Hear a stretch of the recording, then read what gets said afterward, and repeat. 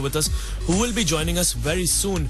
But before that, as you guys know, that Youth Records 2.0 has just been launched, and the first episode came out, and the first guy to be featured on it was none other than Jarar Malik.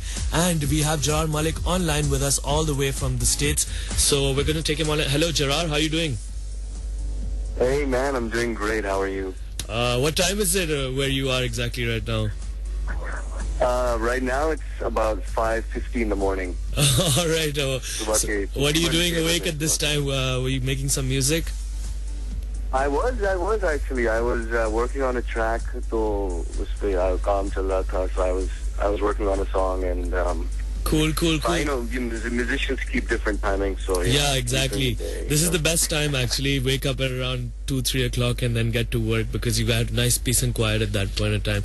But I was just telling everyone that you were the first artist to be featured on Youth Records 2.0. So how does that feel for you? Like, what are your thoughts about that? Well, yeah, I felt great. It was a very nice experience to be on the show, and. You know, I came from the US. I went to Karachi for the taping, and हमने show वहीं shoot किया था Karachi के अंदर, and बड़ा मजा आया. It was great. It was a very good experience. I was very happy with the end result. You know, they've been airing it on all the channels and over here as well as Pakistan and internationally. Yeah, it's all over Facebook. It's on Twitter and Facebook. It's on Twitter. It's flooding the internet, and I think it's great because and it's not just me. There's a lot of other very, very talented artists to come in the next few episodes. So this platform itself is great, and it's been a very cool experience, start to finish. All right, and basically you've been working with different bands for a very long time. So this is not your first musical thing. You've worked with Vital Signs. You've worked with people like Maroon 5 and Jovi in the States and stuff like that. No. I wish I would have worked with Maroon 5 and Bon Jovi. I have been influenced by Maroon 5 and Bon Jovi. Right. I have worked with the artists in Pakistan, such as, I've worked with Harun.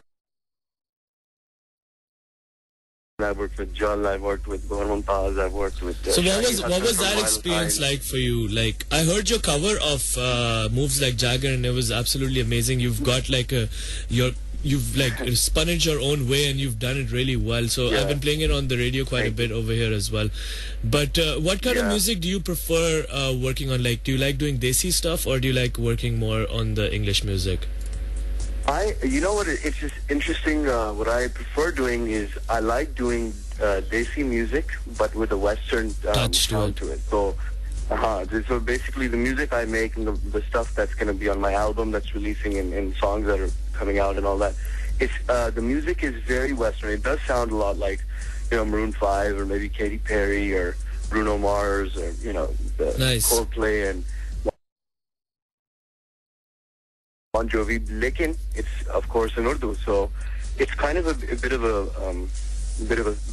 the best of both worlds, I think. I do have English songs, but I think right now I'm focused in my career. I'm focused primarily on my Pakistani, my Pakistani music dreams. So that's.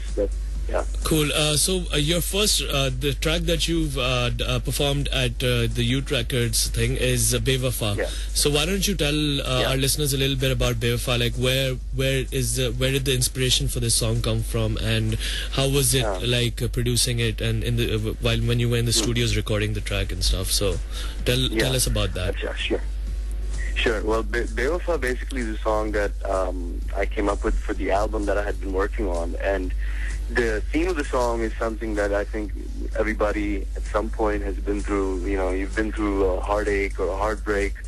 You've been through maybe love gone bad or something. So it's a common theme, in pop music and rock music since the beginning. Yeah. And basically an interesting story is that I recorded the song in my studio. Is it something that you went through like recently? Is that why you picked this theme in particular, or no? You won't want to talk about that right now. I think everyone's been through it. Yeah, I mean, everyone has. Recently, Yeah. like today, aaj kuch nahi hua. But I mean, like, I'm just talking about today, no. But it's actually, maybe now that I think about it, I might have. And it's something, of course, I've been through. I think a couple of times in life, and so. So, was this song made for a particular person, or just it's just a general? This one was made for, I think, with someone in mind. Combined I'm into guessing. one. Combined into one. Yeah, Okay, exactly. okay. All right, cool. So it's a couple people combined into one, and so initially the song that I had recorded and produced and stuff for my album, the way I did it, and I had produced it in a very kind of pop, contemporary, like almost like, I don't know, I want to say Adam Lambert or maybe Lady Gaga type. It was a very, very Pop. modern pop Yeah. kind of sound to it, right? So then when I came into when I was at the show, when I was taping the show for Euphone Youth Records, I played the song on the acoustic guitar for Gumby and for the team, and the direction that at first I thought the direction was, well, let's do this very much Bon Jovi style, kind of like their song "Shot to the Heart." Yeah, exactly. So and we jammed on it in a heavy rock kind of way for a while. So, And then Gumby, Gumby's this, like, his mind is always thinking and working, and he said, how about if we try it in a more funky kind of, almost like Jamiroquai, or almost like a Maroon 5 or a James Brown, but essentially like a funk pop kind of way. Yeah. Yeah, so then basically we started, so the song totally changed into a very funky, kind of, Jamiroquai type, Maroon 5 type, upbeat kind of song. Yeah, funky pop and stuff, yeah. Yeah, funky pop. And so the initial, the album versions is very kind of almost electronic pop rock. And then it went to, we were jamming on it, and I thought we were going to do it more kind of like, 80s rock. But it ended up like funk. And that was all due to, Gumby's drumming and Russell's bass playing is just phenomenal, out of this world. Speak of the devil, and he just walked into the studio right now. He just walked in and... wow. Why don't you say a few words, Gumby? Who are you talking about? Who's this? The one and only. Who's this? Is it Jarar? Hey, I'm a very big fan of yours from the United States. What's going on, Gumby? So how long have you been on this, man? We just came on just came on. 5 minutes ago. So what did I miss, Jarar? We were just talking about the track itself and how he, when he made it himself, it was something different, and then when he jammed with you guys, it went to a completely different theme, and then turned into like a more funky, like pop kind of song, like Jamiroquai type. So that's what he's saying. He's like, Gumby's expertise came in there. Not really. I wouldn't say that. It's just that obviously, again, I'll say it like a million times, that the show pretty much revolves around people like Jarar, the artist. Yeah. It's primarily their song. It's primarily their spot. If I were to choose my spot, it would be either with Nouri or it would be my own stuff. And obviously every artist perceives their sound and their instrumentation and everything in a particular way, which I don't want to take from. But obviously we are just there to facilitate Jarar. That's the whole concept of Exactly. I mean, we've got plenty of shows out there that features a lot of mainstream artists and a lot of known names and figures. Yeah. This show, however, is promoting the future of that exact mainstream. We're going to be talking about Youth Records in a bit, but I just wanted to ask you, Jarar, what was it like working with Gumby, and Natasha Ijaz also was with you on this version of Bewafa, and there was one more person who was there with you. That was Russell. Russell D'Souza. And so how was it like working with these guys on this track? Because initially you did it on your own, and then you were working with 3 more people on the track. So this team, right? Exactly. Well, I'll tell you the way it's interesting, because the way I'm used to doing music over here is I'm doing it all myself, and the big drawback with that is that, especially when it comes to production, when you're doing tracking something like drums, Yeah. I don't have in my life, and I've been recording music since I was a teenager, I've never properly recorded a song with live drums. And so it's always been sequenced drums and stuff. So this is a completely new experience. It's a new experience, and the funny thing is, it's kind of like basically if somebody's never been on a airplane before, they've never been on a flight before, right? So they have to take a flight somewhere, and then the first time they're going on a flight, they're sitting in an F-16. So that's what it was like having Gumby. How was the turbulence, Jarar? How was the turbulence? It was like fastening your seatbelts. You know, I mean, it's because realistically, I had so basically in terms of working with Gumby, it was the best experience. I mean, I grew up listening to him, and his I've been a fan of his work since. I'm not that old, man. He's pretty much been a. Well, I mean, since we were, since Gumby was very, very young, I was also a big fan of his. Yeah, and thank you. It was a dream come true. Especially for, I think, this my generation, which is very close to Gumby's generation. We were inspired by the stuff that these guys have done. I mean, they're icons. Yeah, everyone has been in our industry. Hello. In our industry, they've literally created genres. Yeah. So working with Gumby as a drummer and also as a producer was really cool because he has an ear not just for the drums. I mean, obviously he's the best drummer in Pakistan, probably in Asia. But the way he hears, he can hear different things happening at the same time, the guitars, synthesizers, vocals, percussion, he's thinking harmonies, he's thinking of the final mix of the song, he has it in his head. Yeah. And as a producer, I think that's very important, and he knows how to make that sound happen. So that was, I mean, I've never, and also, the studio itself, I think LJP Studio is where Youth was shot. It's state of the art. I mean, yeah, that's what I wanted to ask you as well. Like the last thing I wanted to ask you about this was, what was the studio like? What kind of equipment were you using? Just if you could go just slightly into the technical stuff, not too much, so that people don't wave off. But like, what softwares were you using and all that kind of stuff? You want me to say? Yeah.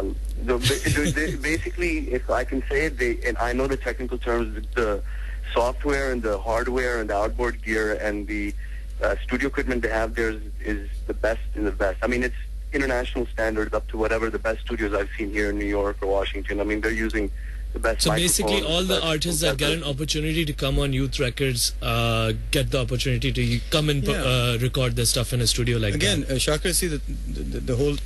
I mean, Jarar and everybody's very kind to give me that kind of respect and that acknowledgement that I've been the work that I've been putting out over the years. But honestly, there's always a team effort involved. Whether it's my director, even he's a musician, so he's pretty much involved as much as I am where it comes to audio, and the same thing would be for me in video terms. Like Zishan, I think is basically that backbone for me, that support for me. He's the one who directs. Exactly. If there's anything that I need any kind of input or help from, I always ask him from an audio perspective. Again, Jarar, when he came in, he was well sound with a lot of technical things like the software. That really helps. Yeah. So obviously, again, the show does not just revolve around promoting an unknown person, but it also is sort of like an educational type experience. It's educational in the sense that Jarar is a perfect example for a lot of other teenagers out there to put the message across that, listen, it's not as simple as just playing guitar and singing and writing songs. You need to know more than that. Yeah, it's a lot more. He is a perfect example. Usman Riaz, as for that. Natasha, again, is one of the biggest examples. I'm a big fan of Natasha. Exactly. She is someone who does theater. She just does not have a lazy bone in her body. She's always constantly doing something or the other. And again, one of the main reasons why a lot of people ask me, what's your criteria to choose an artist on the show? My primary criteria, apart from the music and their skill, is that they need to set examples out for to other people, the youth, especially the youth. I don't know if any elderly people are picking anything up from there, but the youth needs to understand that it's not a bed of roses. It's not easy. It's not easy to make it. And I think, given a lot of hard work given the kind of circumstances that the turmoil our country is going in, the media is going through, in another few years, if we don't do anything about it, I think it's going to shut down. So we need to make sure that the people who come on board have some sort of a level of critical acclaim attached to them, apart from just it's very simple to go hold a guitar, play four chords and write a song and say the waji. But that's not it. And that's that does not dictate good music or good quality music. As for that, again, these kids who are Jarar, Natasha, a lot of these kids who have been coming, actually there's so many that it's sad that we just put out 6 episodes per season. But what? Okay, So I think that's over there on the phone line. right. But yeah. So apart from that, it's very important for me to raise the bar of that quality, you know, Alright. so that people from abroad who are listening to our music should be like, all right, you know, And we have to get to even that if it's pop standard as music well, or yeah. even if it's folk music, it's of a certain standard. Got it. All right, Jarar, thank you so much for taking our time and talking to us at this ungodly hour that you're awake. Yeah, what and time over is there. it? It's like My 5:30 in the pleasure. morning. It's like 6 in the morning over here. Wow. But yeah, I'm a vampire. So thank you. No, thank you very much. Thank you guys. Dedication. and we're going to be playing your track right now. So if you can tune in on www.fm91.com.pk and you can listen to us Absolutely. from there. All right, thank you. Take care. Bye bye. Thank you so much. All right, take care, Shaka. Bye, Gumby. Okay, Bye. Gerard. Bye. Take care. All right, that was Jarar Malik all the way from the States, and we were just gonna put on his song right now. This is This is basically the first song from Youth Records 2.0, and this is the first episode that came out, and Jarar Malik was on it, and this is the song that he performed, the Bewafa with Jarar Malik, produced by Gumby, featuring Natasha Ijaz and Russell D'Souza. Yeah. So here we go. By Uphone Youth Records.